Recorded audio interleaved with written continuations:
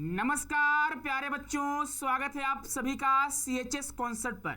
तो आज के इस वीडियो में हम लोग बात करने वाले हैं ऑल अबाउट CHS के बारे में। यानी अगर आपका सपना है कि मुझे CHS से पढ़ना है, यानी सेंट्रल हिंदू बॉयज स्कूल या फिर सेंट्रल हिंदू गर्ल्स स्कूल से अगर आपको पढ़ना है, तो इस वीडियो में हम लोग डिटेल में जानेंगे। मुझे लगता है कि YouTube के इतिहास में पहला ऐसा वीडियो होगा जहां पे हम लोग डिटेल में बात करेंगे आपके एप्लीकेशन फॉर्म भरने से लेकर, यानी जब फॉर्म भरते हो आप CHS के लिए, वहां से लेकर आपके स्कूल तक पहुंचने तक हम लोग डिटेल में बात करने वाले हैं। तो वीडियो तो आप लोग पूरा देखिएगा। उसी के साथ साथ अगर आप नए होंगे चैनल पे तो चैनल को सब्सक्राइब कर लेना और बेल आइकन को आप लोग जरूर प्रेस कर लेना, ठीक है। चलिए बच्चे, तो यहाँ पे आपको सेंट्रल हिंदू बॉयज स्कूल दिखाई दे रहा होगा, नीचे आपको सेंट्रल हिंदू गर्ल्स स्कूल का आपको गेट दिखाई दे रहा होगा, जो कि हजारों लाखों बच्चों का सपना होता है कि जाए हम बनारस में रहें और सेंट्रल हिंदू बॉयज स्कूल या फिर सेंट्रल हिंदू गर्ल्स स्कूल से पढ़ाई करें, ठीक है। बहुत सारे बच्चों का सपना रहता है, चाहे यूपी हो, बिहार हो, झारखंड हो, मध्य प्रदेश, छत्तीसगढ़ हो, आसपास से जितने भी स्टेट है, सभी बच्चे सोचते हैं कि जाए बनारस में रहे और हम सेंट्रल हिंदू स्कूल से क्लास 6 से लेकर 8 तक का पढ़ाई करें, या फिर 9 से 10 तक का पढ़ाई करें, या 11 से लेकर 12 तक का पढ़ाई करें, ठीक है। तो चलिए वीडियो हम लोग आगे बढ़ते हैं। तो सबसे पहले आप सभी को बता दें बच्चे कि अगर जो बच्चे 2025 में अपना एग्जाम दिए होंगे उन सभी को पता होगा कि कब इसका एप्लीकेशन फॉर्म आया था, लेकिन जो बच्चे 2026 में तैयारी करना चाहते होंगे उन बच्चों के लिए यह वीडियो काफी खास होने वाला है। और जो बच्चे 2025 में एग्जाम दिए होंगे और उनके नंबर ठीक ठाक आ रहे होंगे उनके लिए भी यह जो वीडियो है काफी हेल्पफुल होने वाला है, ठीक है। तो वीडियो को पूरा देखिएगा। अगर आपका सपना है CHS में पढ़ने का, चाहे आप 2026 के लिए तैयारी कर रहे हैं या फिर आप 2025 के लिए एग्जाम दिए हुए हैं, ठीक है। तो पहली बार बच्चे आपको पता होगा कि ऑनलाइन जो एप्लीकेशन फॉर्म हुआ था वो 20 फरवरी को आया हुआ था, ठीक है। उसके बाद यहाँ पे आप देखोगे लास्ट डेट के बारे में आपको बताया गया है कि 20 मार्च जो था लास्ट डेट था। हर साल जो होता है लगभग यही डेट होता है, इसी महीने में आपकी लगभग फॉर्म आती है, ठीक है, और यही इसका बच्चे डेट होता है ना। और यहाँ पे आप देखोगे आपका एडमिट कार्ड यहाँ पे आपको मिल गया होगा 11 अप्रैल को, ठीक है। यानी आपके एग्जाम से 2-3 दिन पहले, 3-4 दिन पहले आपको एडमिट कार्ड मिल जाते हैं। एडमिट कार्ड क्या होता है सर? तो आप जब एग्जाम देने जाते हो तो एक आपको प्रिंट कराकर कुछ कागज ले जाना होता है, उसी को आप एडमिट कार्ड बोलते हो, जो आपको CHS द्वारा प्रोवाइड करी जाती है। यानी CHS आपको देता है कि आप इसको लेकर जाना, तभी आप एग्जाम दे पाओगे, एंट्रेंस एग्जाम, ठीक है। अब सुनो, यहाँ पे आप देखोगे कि यहाँ पे क्लास 11 के लिए 4 स्ट्रीम है। कौन कौन से स्ट्रीम? यानी कि देखो क्लास 11 में बच्चे आर्ट्स से ही पढ़ना चाहते हैं, ठीक है। उसी के साथ बच्चे कॉमर्स से पढ़ना चाहते हैं, उसी के साथ बच्चे बायोलॉजी से और मैथ से बच्चे पढ़ना चाहते हैं। लेकिन अगर हम क्लास 9th की बात करेंगे तो यहाँ पे क्या होता है, सिर्फ और सिर्फ आपका एक ही स्ट्रीम होता है, आपके सारे सब्जेक्ट आपको पढ़ने होते हैं। तो यहाँ पे सारा आपको डेट दिखाई दे रहा होगा कि 7 मई को किसका था, आर्ट्स वाले बच्चों का एग्जाम था जो क्लास 11th में एडमिशन लेना चाहते होंगे। 8 मई को किनका एग्जाम था? तो जिन बच्चों का कॉमर्स से एग्जाम दे रहे होंगे वो बच्चे 8 मई को एग्जाम दिए होंगे। 9 मई को बायोलॉजी वालों का था और 10 मई को आप मैथ्स वाले बच्चों का था, और वही 11 मई को आप देखोगे क्लास 9th वाले बच्चों का एग्जाम था, ठीक है। तो ये डेट आपको लगभग पता होगा। चलिए अब हम लोग बढ़ते हैं आगे, और यहाँ से बहुत सारी चीजें आपको बच्चे जाननी होगी, ठीक है। यहाँ पे अब देखो, जो बच्चे एग्जाम दे चुके हैं और जो बच्चे एग्जाम देने वाले हैं अगले साल यानी 2026 के लिए तैयारी करना चाहते होंगे, वो भी बच्चे ध्यान से सुनेंगे। यहाँ पे डेट आप अपलोडिंग प्रोविजनल आंसर की, अभी आपका जो आंसर की है वह 19 मई को, कब? 19 मई को आ चुका है। उसी के साथ यहाँ पे बोला गया है कि अगर आपको लगता है कि आपने सही आंसर करा हुआ है और CHS के द्वारा, BHU के द्वारा आपको गलत आंसर दिया जा रहा है, कि वो बोल रहे हैं कि आप गलत हो, ठीक है, तो आप कर सकते हो चैलेंज। चैलेंज करने के लिए आपको 100 रुपए पर क्वेश्चन, एक क्वेश्चन के चैलेंज करने का आपको 100 रुपए देने होते हैं, ठीक है। डेट कब था? 22 मई था, है ना। अब सुनो, उसके बाद आपका देखिए फाइनल आंसर की 30 मई को आने वाला है, अभी तक नहीं आई है, ठीक है, 30 मई को आने वाली है। और सुनो, टेंटेटिव डेट आप SET यानी सेट, ठीक है, स्कूल एंट्रेंस टेस्ट, सेट का full form school entrance test होता है। रिजल्ट अगर बात करेंगे बच्चे 9 जून को आपका रिजल्ट आने वाला है, ठीक है। और यहाँ पे आप देखोगे आपका काउंसलिंग या एडमिशन कब से स्टार्ट होगा, तो यहाँ पे आपको बोला गया क्लास 9th वाले बच्चों का जो एग्जाम काउंसलिंग है, वो काउंसलिंग कैसे करना होता है? ऑनलाइन नहीं करना होता है, आपको आना होता है BHU, ठीक है। आपको बनारस में आना होता है, बनारस से कामाख्या में जाना होता है। कामाख्या में बच्चे CHS है, सेंट्रल हिंदू स्कूल, वहां पे जाकर आपको ऑफलाइन काउंसलिंग करानी होती है। यानी आपको बुलाया जाता है, वहां पे एक बच्चे कट ऑफ जारी होती है कि हाँ इतने नंबर तक वाले बच्चे आ सकते हो, ठीक है। तो अगर आप उस नंबर के अंदर आ रहे होंगे तो आप आते हो ऑफलाइन अपने पेरेंट्स के साथ काउंसलिंग कराने। अगर एडमिशन होता है तो ठीक है, नहीं होता है तो आपको वापस भी जाना पड़ता है, ठीक है। तो क्लास 9th वाले बच्चों का काउंसलिंग कब डेट दिया गया 23 जून का, और ये जो है टेंटेटिव है, डेट जो है एक्सटेंड भी हो सकता है, ठीक है, डेट जो है चेंज भी हो सकते हैं, डेट बदल भी सकता है, जरूरी नहीं है कि 23 जून को ही होगा, ठीक है। क्लास 11 मैथ की बात करेंगे 24 जून को इनका काउंसलिंग है, और टाइमिंग ध्यान रखना, टाइमिंग जो है सुबह 9 बजे से लेकर 11 बजे तक है। लेकिन सिर्फ यही टाइमिंग नहीं होते, पूरे दिन आपको यहाँ पे लग जाते हैं। जब आप काउंसलिंग कराने आते हो तो पूरा दिन आपका लग जाता है, ठीक है। कभी कभी क्या होता है, एक दिन में काउंसलिंग नहीं हो पाती है, अगले दिन भी आपको आना पड़ जाता है, या फिर यहीं पे आप रूम वगैरह लेकर रह सकते हो, ठीक है।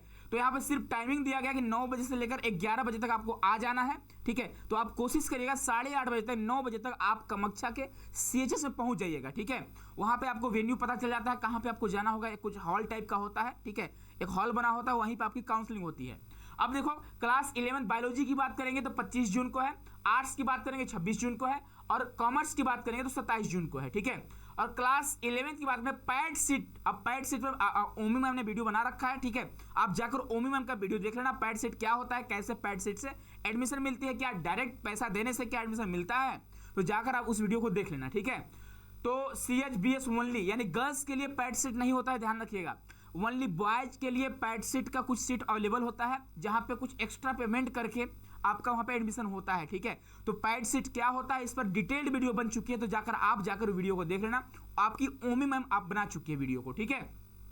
तो यह जो बच्चे 2 जुलाई यहाँ पे डेट दिया जा रहा है कि अगर आप पैड सीट से एडमिशन लेना चाहते हैं, अगर आप CHBS यानी सेंट्रल हिंदू बॉयज स्कूल में एडमिशन लेना चाहते हैं, तो आप 2 जुलाई को आएंगे, और ये टेंटेटिव है बच्चे, डेट एक्सटेंड भी हो सकता है, डेट बदल भी सकता है, ठीक है।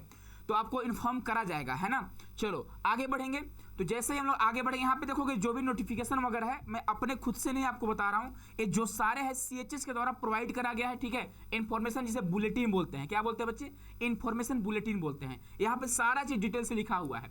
अब सुनो, यहाँ पे क्या होता है, अगर मान लो आपका एडमिशन हो जाता है, ठीक है, अगर मान लीजिए कुछ बच्चों का एडमिशन नहीं हुआ, उनका वेटिंग लिस्ट शो कर रहा है, ठीक है, कुछ मार्क्स कम थे, तो वेटिंग लिस्ट वाले बच्चों के लिए यहाँ पे डेट भी दिया गया है कि 28 जून को, यानी पैड सीट से पहले आपका वेटिंग लिस्ट भी कंफर्म हो जाएगा। क्लास 9th वाले बच्चों का वेटिंग लिस्ट कब आएगा, 28 जून को, और क्लास 11th में मैथ और बायोलॉजी वाले बच्चों का 30 जून को, और class 11th arts and commerce वाले बच्चों का 1 जुलाई को क्या होता है, वेटिंग लिस्ट में अगर आपका नाम आता है तो आप जाकर एडमिशन ले सकते हो, ठीक है। उसी के साथ रिपोर्टिंग टाइम फॉर काउंसलिंग है, एडमिशन वार वेटिंग लिस्ट वही है, सेम टू सेम वही है, सुबह 9 बजे से। चेंज में भी possible in the above dates, यानी अब मैं पहले ही आपको बता चुका हूं कि जो ऊपर का डेट वगैरह जितना भी हमने आपको डेट बताया, डेट चेंज भी हो सकता है, तो आपको वेबसाइट को विजिट करते रहना होगा, ठीक है। अब सुनो, fees paid will not be refunded in any circumstance, यानी कि बच्चे जो आप पेमेंट कर दिए, अगर आप सोच रहे हो सर मुझे एडमिशन लेना है, मैं पेमेंट कर दिया, ठीक है, जो भी आपसे वो फी आपसे रिक्वायर करेंगे आप पेमेंट कर दोगे, आप सोचोगे सर मुझे एडमिशन नहीं लेना है, तो क्या रिफंड हो सकता है, नहीं रिफंड हो पाएगा। यहाँ पे अच्छे से बता दिया है उन्होंने कि fees paid will not be refunded, ठीक है। चलो आगे बढ़ेंगे, तो यहाँ पे हिंदी में लिखा हुआ है, ठीक है। नेक्स्ट अगले स्लाइड में आएंगे बच्चे हम लोग, तो यहाँ पे और चीजें आपको आप अपने स्कूल के बारे में जान सकते हो कि आपकी CHGS या फिर CHBS की स्थापना कब करी गई थी, किसने करी गई थी, आपको सभी को पता होगा, डॉक्टर एनी बेसेंट ने करी थी। कब करी थी भैया, 1898 में करी हुई थी, ठीक है। तो ये सारी चीज़ें आपको जानना होगा। अगर आपका ड्रीम कॉलेज है, अगर ड्रीम स्कूल है कि सर मुझे इसी स्कूल से पढ़ाई करनी है, तो थोड़ा बहुत आपको इस स्कूल के बारे में जाननी होती है, बस इतना ही जान लो, आपके लिए इतना ही काफ़ी होगा। बाकी वहाँ पहुँच जाना, आप सेंट्रल हिंदू स्कूल में पहुंच जाना, वहां पे पहुंचकर सारी चीजें आपको अच्छे से बताई जाएगी कि इसकी स्थापना कब करी गई थी, क्यों करी गई थी, किसने करी थी, कौन कौन हेल्प करा था, है ना, सारा चीज आपको डिटेल में बताया जाता है, ठीक है।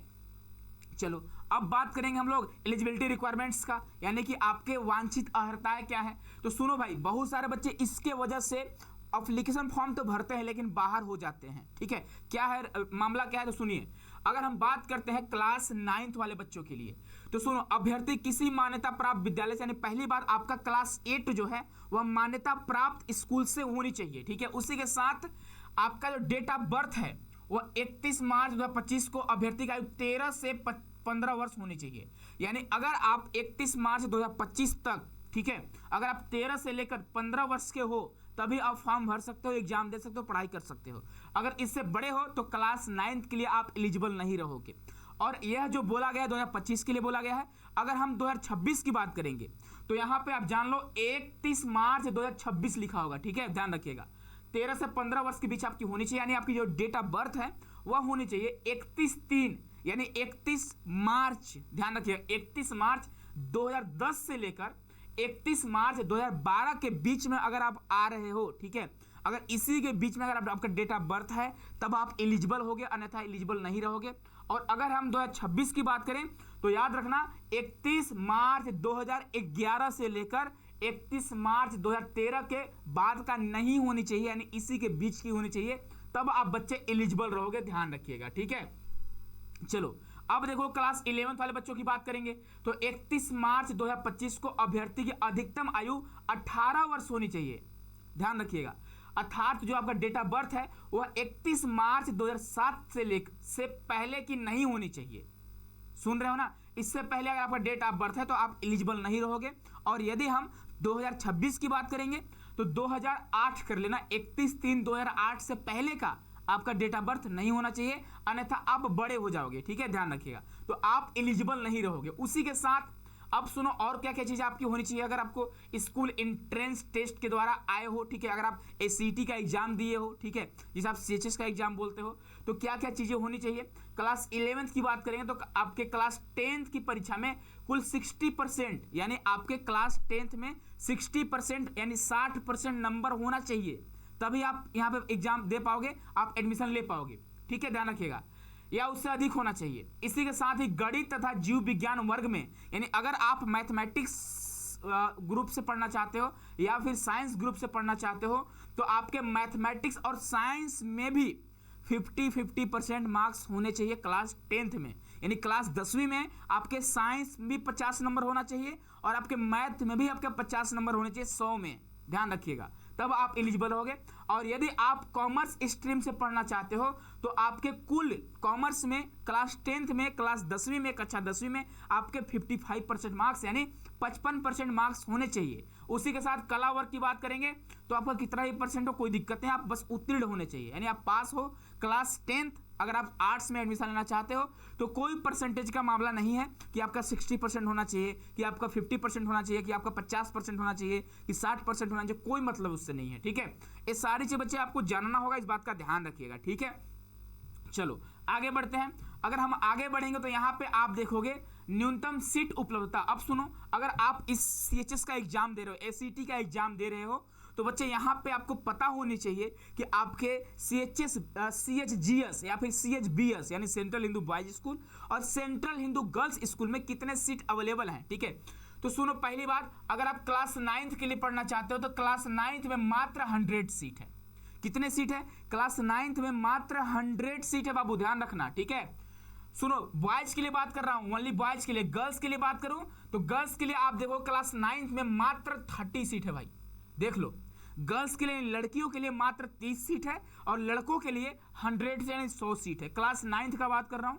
अगर मैं क्लास 11th की बात करूं यानी कक्षा 11 की बात करूं तो कक्षा 11 में गणित में यानी मैथ में 38 + 50 सीट है। 38 क्या है सर? 38 मतलब होता है कि उसमें कोई भी अप्लाई कर सकता है, कर्मचारी के लड़के भी और अदर लड़के भी। लेकिन अगर हम यहाँ पे 50 और 50 के ऊपर देखना स्टार लगा हुआ है। स्टार का मतलब देखो क्या होता है। स्टार का मतलब सेंट्रल हिंदू बॉयज स्कूल में विद्यालय प्रवेश परीक्षा के माध्यम से गणित वर्ग हेतु विश्वविद्यालय कर्मचारी श्रेणी के अतिरिक्त 50 सीटें केवल बाह्य अभ्यर्थियों हेतु सुरक्षित रहेगी। यानी कि यहाँ पे जो आपका 38 सीट आपको दिखाई दे रहा है, यहाँ पे जो बीएचयू के कर्मचारी हैं, ठीक है, उनके बच्चे ही पढ़ सकते हैं, वो भी इसमें फाइट करेंगे। और जो आपका 50 सीट दिखाई दे रहा है इस पे वो फाइट नहीं करेंगे। सिर्फ बाहरी वाले बच्चे यानी जिनके माता पिता बीएचयू में कर्मचारी नहीं है, ठीक है, आपके माता पिता अगर बीएचयू में नहीं है, एम्प्लॉय नहीं है, तो आपके लिए 50 सीट अलग से रिजर्व है, आप उस पर फाइट करोगे, ठीक है। आगे सुनो, क्लास अगर 11 जीव विज्ञान की बात करेंगे तो 25 सीट है, कला वर्ग में 12 सीट है और वाणिज्य में आपका 12 सीट है, बहुत कम सीट है। सिर्फ बॉयज की बात करना हो, गर्ल्स के लिए मैथ में 17 सीट है और जीव विज्ञान में 16 यानी बायोलॉजी में 16 है। आर्ट्स में बच्चे 45 है और आप देखो वाणिज्य में यानी कॉमर्स में 25 सीट अवेलेबल हैं। तो इस तरह से सीटें जो है ना डिवाइड हैं, ठीक है। तो सीट आप लोग देख लो किस तरह सीटें हैं। लड़कों के लिए सीटें ज़्यादा हैं, लड़कियों के लिए सीटें थोड़ा कम हैं, ठीक है, ध्यान रखिएगा। चलो अब आगे देखोगे, सेंट्रल हिंदू बॉयज स्कूल में कट ऑफ मेरिट के बाद मेरिट सूची के आधार पर केवल 11वीं कक्षा के लिए पेड सीट श्रेणी में प्रत्येक कक्षा वर्ग में 5 सीटों का प्रावधान है। यानी आपके 9th में पेड सीट नहीं है, ठीक है। जो आप सोचोगे ना कुछ एक्स्ट्रा पेमेंट करके एडमिशन ले नहीं ले पाओगे। क्लास 11th में है, ओनली बॉयज के लिए है, लड़कियों के लिए नहीं है, ठीक है, सिर्फ लड़कों के लिए। प्रत्येक स्ट्रीम में देखो, प्रत्येक वर्ग में आप देखोगे 5 सीट अवेलेबल है, यानी कि मैथ में भी 5 सीट होगा पेड सीट के रूप में, आपके बायोलॉजी में भी होगा, और आर्ट्स में भी होगा, और कॉमर्स में भी होगा, यानी 20 सीट आपको यहाँ पे देखने को मिल रहे होंगे। गणित वर्ग में 20 सीट है, जीव विज्ञान वर्ग में 20 सीट है, कला वर्ग में 5 सीट है। अच्छा, मैथ में 20 सीट अवेलेबल है, ठीक है, ध्यान रखिएगा, मैथ में 20 सीट पेड सीट के रूप में है, और जीव विज्ञान में 5 सीट, कला वर्ग में 5 सीट, वाणिज्य वर्ग में 5 सीट है, ठीक है। चलो आगे देखोगे, है ना, चलो आगे देखो। अब सीटें जो है बदल सकती है, और डिपेंड करता है, ठीक है, विद्यालय के ऊपर, स्कूल के ऊपर कि सीट इंक्रीज करना चाहता है, सीट बढ़ाना चाहते हैं कि नहीं चाहते हैं, तो उनके ऊपर डिपेंड करता है, ठीक है। अब सुनो, यहाँ पे एग्जाम कैसे होता है, तो क्लास 9 की बात करेंगे तो क्लास 8 तक के स्तर का होगा, यानी क्लास 9 के लिए आप एंट्रेंस एग्जाम दोगे तो क्लास 8 लेवल का आपका क्या होगा, क्वेश्चन आपसे पूछे जाएंगे, 100 क्वेश्चन आपसे पूछे जाते हैं, जहां पे बच्चे आपका देखो इंग्लिश होता है, हिंदी होता है, गणित होता है, मैथ्स और सोशल साइंस होता है, ठीक है, और साइंस होता है, यानी 20-20 क्वेश्चन, 20-20 क्वेश्चन एवरी सब्जेक्ट से होते हैं। अंग्रेजी से भी 20 क्वेश्चन पूछेंगे ये लोग, है ना, हिंदी से भी पूछेंगे, गणित से भी 20 क्वेश्चन पूछेंगे, और सामाजिक विज्ञान से यानी सोशल साइंस से भी 20 क्वेश्चन पूछेंगे, और साइंस से भी 20 क्वेश्चन पूछेंगे। इस तरह से आपसे 100 क्वेश्चन पूछा जाता है, और 100 क्वेश्चन में अगर आप 80+ क्वेश्चन सही कर देते हो, 82, 85, 86 क्वेश्चन, तो आप समझ सकते हो कि आपका एडमिशन हो रहा है आपके SCET में, यानी कि आपके CHS में आपका एडमिशन हो रहा है, ठीक है, ठीक है। चलो अब बात करते हैं क्लास 11th के, तो क्लास 10 तक के स्तर का होगा, जिसमें निम्नलिखित विषयों के कुल 100 प्रश्न बहुविकल्प प्रश्न होंगे, ठीक है। अगर आप मैथ के लिए एग्जाम दे रहे हो, ठीक है, अगर आप मैथ के लिए एग्जाम दे रहे हो क्लास 11th के लिए, तो बच्चे आपसे अंग्रेजी यानी इंग्लिश, हिंदी, भौतिक विज्ञान, रसायन विज्ञान, गणित और सामान्य अध्ययन आपसे पूछा जाएगा, ठीक है। उसी के साथ अगर आप बायोलॉजी से पढ़ना चाहते हो तो इंग्लिश, हिंदी, भौतिक विज्ञान, रसायन विज्ञान, और आपसे जीव विज्ञान और जीके जीएस आपसे पूछी जाती है। उसी के साथ अगर आप आर्ट्स स्ट्रीम से पढ़ना चाहते हो क्लास 11th में, तो इंग्लिश, हिंदी, इतिहास, भूगोल, अर्थशास्त्र, राजनीति शास्त्र, गणित एवं सामान्य अध्ययन आपसे पूछा जाता है। और यदि अगर कॉमर्स के लिए आप पढ़ना चाहते हो क्लास 11th में, तो आपके एंट्रेंस एग्जाम में इंग्लिश, हिंदी, अर्थशास्त्र, गणित और आपके सामान्य अध्ययन जीके जीएस आपसे पूछी जाती है। तो यह बच्चे सिलेबस हुआ मोटा मोटी, बाकी हम लोग अगर डिटेल में बात करेंगे जब आप तैयारी स्टार्ट करोगे ना, तो उस टाइम आपको मैं प्रोवाइड करूंगा सिलेबस कैसे होता है, कौन कौन सब्जेक्ट पढ़ने होते हैं, कौन कौन सब्जेक्ट का कौन कौन सा पोर्शन ज्यादा एग्जाम में पूछा जाता है, उन सभी के बारे में डिटेल में हम लोग जानने वाले हैं, ठीक है। तो आप लोग जुड़े रहिएगा CHS कॉन्सेप्ट के साथ, और CHS कॉन्सेप्ट को सब्सक्राइब जरूर कर लेना सभी बच्चे, ठीक है। अगर आप तैयारी करना चाहते होंगे फिर भी सब्सक्राइब कर लेना, तैयारी कर चुके हैं आप लोग, अपना एडमिशन लेना चाहते होंगे फिर भी आप सब्सक्राइब कर लीजिएगा, ठीक है। चलिए अब बढ़ते हैं बच्चे हम लोग आगे बढ़ेंगे, वीडियो थोड़ा लंबा होगा, कोई बात नहीं, ठीक है। सामान्य सूचना के बारे में पढ़ सकते हो आप लोग, ठीक है, यहाँ पे चीजें बताया गया है। सेंट्रल हिंदू बॉयज स्कूल तथा सेंट्रल हिंदू गर्ल्स स्कूल के कक्षा 10, यानी आप अगर मान लो सेंट्रल हिंदू से पढ़ रहे हो, ठीक है, अगर आप क्लास 10th तक वहीं से पढ़े हो, 9th 10th वहीं पढ़ रहे हो, 11th में अगर फिर से अगर आपको एडमिशन लेना है तो आपको भी फॉर्म भरना होगा, ध्यान रखिएगा, ठीक है, आपको भी फॉर्म भरना होगा, लेकिन आपकी जो फॉर्म है वो ऑफलाइन मिलेगी आपके विद्यालय द्वारा, आपके स्कूल द्वारा आपको फॉर्म मिलता है, ठीक है, ध्यान रखिएगा, है ना भाई। और चीज आप पढ़ सकते हो, ठीक है। यदि कोई अभ्यर्थी कक्षा 11 में एक से अधिक वर्ग में, यानी आप सोचोगे सर मैं सोच रहा हूं आर्ट्स से ही फॉर्म भर दूं, मैं सोच रहा हूं मैथ से ही फॉर्म भर दूं, मैं सोच रहा हूं कॉमर्स से ही भर दूं, मैं सोच रहा हूं सर बायोलॉजी से भर दूं, भर सकते हो, कोई दिक्कत नहीं है। तो अलग अलग स्ट्रीम के लिए आपको अलग अलग फॉर्म भरने होंगे। अगर 2 सब्जेक्ट से एग्जाम देना चाहते हो, चाहे आर्ट्स हो चाहे मैथ हो, तो आप दोनों का फॉर्म भरना, ठीक है। अगर 4 से देना चाहते हो, चारों का फॉर्म भरना, ठीक है। लेकिन देख लेना, ये नहीं कि चारों का भर दिए पढ़ कुछ नहीं रहे, चारों पढ़ना पड़ जाए, बहुत बड़ा आपके वर्डन हो जाएगा, ठीक है। तो कोशिश करें 1 या 2 स्ट्रीम से आप लोग फॉर्म भरना, चाहे मैथ्स हो चाहे आपका आर्ट्स हो जाए, कॉमर्स हो जाए, तो कोई एक आप लोग चुनिएगा या फिर 2 चुन सकते हैं, ठीक है। चलिए अब आगे बढ़ेंगे, बच्चों, तो यहाँ पे आप देखोगे, ठीक है, ठीक है। अब देखो चयन प्रक्रिया आपका बच्चे सिलेक्ट कैसे हो पाओगे आप यहाँ के लिए, कैसे आपका सिलेक्शन होता है। तो अगर हम सिलेक्शन की बात करें किस तरह से आपका सिलेक्शन होता है, तो पहली बात तो आपको एग्जाम देना होता है, ठीक है। प्रवेश परीक्षा में प्राप्त अंकों के आधार पर मेरिट बनती है, मेरिट के बेस पर बच्चे अगर आपके ज्यादा नंबर हैं तो आप सिलेक्ट हो रहे हो, अगर और बच्चों के अकॉर्डिंग अगर आपके ज्यादा नंबर हैं, ज्यादा मार्क्स आ रहे हैं तो आप सिलेक्ट हो रहे हैं, अगर नहीं आ रहे हैं तो आप सिलेक्ट नहीं हो पाएंगे। अब सुनो, बोलोगे सर मान लीजिए हमारा कोई दोस्त है, उसका सेम नंबर आ गया है ना, दोनों के मार्क्स 88 नंबर आ गए, ठीक है, 88 क्वेश्चन सही हो गए, है ना। मान लीजिए दोनों के मार्क्स सेम हो जा रहे थे, मान लीजिए 250 हो गया, ठीक है, 260 मान लो दोनों का हो गया, तो अब कैसे होगा सर जी। तो आगे भी इन्होंने बताया हुआ है, ठीक है। आगे अगर हम पढ़ेंगे कि अगर मान लो 2 बच्चों का नंबर सेम हो जा रहा है, ठीक है, तो यहाँ पे बोला गया है, आप देखोगे क्लास 9 के लिए क्या बोला गया है कि विद्यालय प्रवेश परीक्षा 2025 में यदि 2 या अधिक अभ्यर्थी योग्यता सूची में समान अंक प्राप्त करते हैं, यानी दोनों का जो अंक है बच्चे अगर इक्वल आता है, तब क्या होगा, अधिक आयु वाले बच्चे को वरीयता दी जाएगी। जिन बच्चे का उम्र ज्यादा होगा, अगर मान लीजिए आपसे 2 महीना बड़ा है, तो उसको प्रीफरेंस दी जाएगी, उसको एडमिशन मिल जाएगा, आपको नहीं मिल पाएगा। बोलोगे सर अगर मान लो मार्क्स भी सेम है, दोनों का एज भी सेम है, सेम ही डेट में हम लोग जन्म लिए हैं, तब सुनो क्या करना होगा। आगे इन लोग बोल रहे हैं, अगर आगे पढ़ेंगे तो और इन्होंने बताया हुआ है कि अगर मान लीजिए आपके जन्म अगर आप सेम डेट दोनों का है, जन्म डेट, ठीक है, जन्मदिन दोनों का सेम है, डेट ऑफ बर्थ सेम है, तो अब क्या होगा ना कि आपका क्लास 10th में रिजल्ट में जिसका ज्यादा नंबर होगा ना, उसके बेस पे तैयार होगा। ठीक है, तो बहुत कम, तीसरा कंडीशन बहुत कम ही आता है, लगभग लोग नंबर सेम होता है तो एज पे आके अटक जाती है चीजें, है ना। तो जिनका ज्यादा एज होता है उनको एडमिशन मिल जाता है। उसी तरह से क्लास 11th के लिए बोला गया है कि विद्यालय प्रवेश परीक्षा में यदि 2 या अधिक अभ्यर्थी योग्यता सूची में समान अंक पर हैं, तो कक्षा 11th में प्रवेश हेतु अभ्यर्थी द्वारा क्लास 10th की जो आपका बोर्ड परीक्षा होता है, उस पर आपका क्या होगा, रिजल्ट के बेस पे आपकी मेरिट बन जाएगी, और जिनका ज्यादा नंबर होगा, जिनके हाई मार्क्स होंगे, उनको एडमिशन मिल जाता है।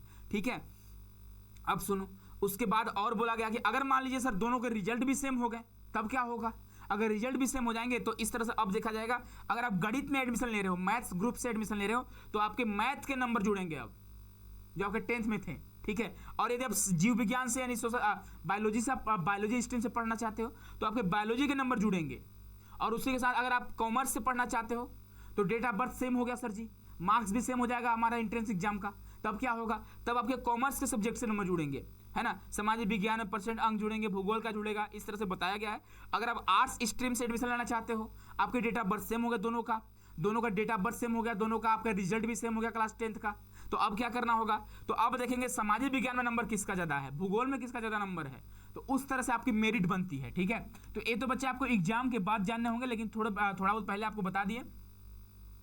और जो हमारा बच्चे प्रतिशत का जो यहाँ पे लिखा गया है ना,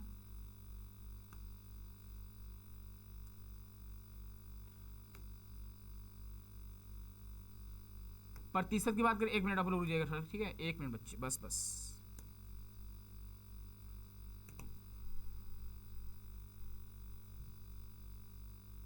ठीक है, यहां पे हम लोग पहुंच गए थे, है ना। चलिए अब हम लोग आगे बढ़ते हैं, और अगर हम लोग आगे देखेंगे तो प्रतिशत अंकों की गणना दशमलव के 3 स्थानों तक होती रहती है। ठीक है, इस तरह से आपके प्रतिशत जुड़ेंगे। और सुनो, उसके बाद आगे दिया गया है, क्या दिया गया है, यदि 2 या 2 से अधिक अभ्यर्थी शारीरिक संख्या 1 द्वारा गणना करने पर भी समान अंक, लो भाई, अब इसी तक जो टेबल आपको दिखा है, अगर उस पर भी अगर मान लो सेम अंक हो गए, तब क्या करना होगा। अगर आप मैथ से एडमिशन लेना चाहते होंगे तो मैथ प्लस साइंस जुड़ेगा, यानी कहीं ना कहीं आपको छाटे जाएंगे, दोनों को एडमिशन नहीं मिल पाएगा। समझ रहे हो आप लोग। चलो ठीक है, अब हम लोग आगे बढ़ते हैं। ठीक है भाई, इतना ही आपको जानना है, बाकी चीज़ हम लोग बाद में बात करेंगे इस पर। और यहाँ पे आपको दिया गया कैसे आप एग्जाम दोगे, कैसे आपको गोला भरना होता है। तो जब आप एग्जाम दे रहे होंगे उस टाइम पे हम लोग आपको बताए भी हैं, और आगे भी जब एग्जाम दोगे तो डिटेल में हम लोग बता देंगे आपको, ठीक है, कि किस तरह से आपको गोला भरना है। अब सुनो, आगे बात करेंगे कौन कौन से सब्जेक्ट आपको पढ़ने पड़ेंगे। तो क्लास, अगर हम बात करते हैं क्लास 11th के लिए, सेंट्रल हिंदू बॉयज स्कूल में विज्ञान और मैथ वर्ग में ये सारे आपके सब्जेक्ट आपको दिखाई दे रहे होंगे। ठीक है, ये सारे सब्जेक्ट आपको यहाँ पे अवेलेबल है, आप लिख सकते हो। ठीक है, यहाँ पे लैंग्वेज भी आपको पढ़ना होता है, यानी जिस तरह से आप देखोगे कि जनरली स्कूल में क्या होता है, क्लास 11th 12th में आप क्या पढ़ते हो। अगर आप मैथ से हो तो मैथ पढ़ोगे, फिजिक्स पढ़ोगे, केमिस्ट्री पढ़ोगे, उसके अलावा हिंदी पढ़ोगे, इंग्लिश पढ़ोगे, इस तरह से आप पढ़ते हो ना जी, तो वही आपको यहाँ भी पढ़ना पड़ेगा। ठीक है, और अगर हम बात करते हैं जीव विज्ञान का, तो जीव विज्ञान का सब्जेक्ट दिया, वाणिज्य का भी दिया है, तो आपको अभी टेंशन नहीं लेना है। ठीक है, इतना टेंशन लोगे तो भाई आप तैयारी कब करोगे, है ना। तो ये सारे टेंशन आपको एग्जाम के बाद लेना, आप एडमिशन ले लेना, कहीं ना कहीं आपके हित में ही होगा। यहाँ के बच्चे बहुत अच्छा करते हैं। ठीक है, जेई एडवांस का एग्जाम हो गया, एकदम समझिए चुटकी में निकाल लेते हैं, मेहनत करते हैं बच्चे, यहाँ में मेहनत कराई जाती है। साथ ही साथ नीट वगैरह हो गया, तो भाई कहीं ना कहीं आपके, अगर आप CHS से पढ़े रहते हो ना, तो कहीं ना कहीं आपकी जो माइंड सेट होती है थोड़ा अच्छी रहती है, आपको यहाँ पे अच्छे से पढ़ाया जाता है, मेहनत करने सिखाया जाता है। ठीक है, तो सब्जेक्ट भी आपके अच्छे रहते हैं बाबू। ठीक है, सब्जेक्ट का आपको कोई दिक्कत नहीं होने वाला है।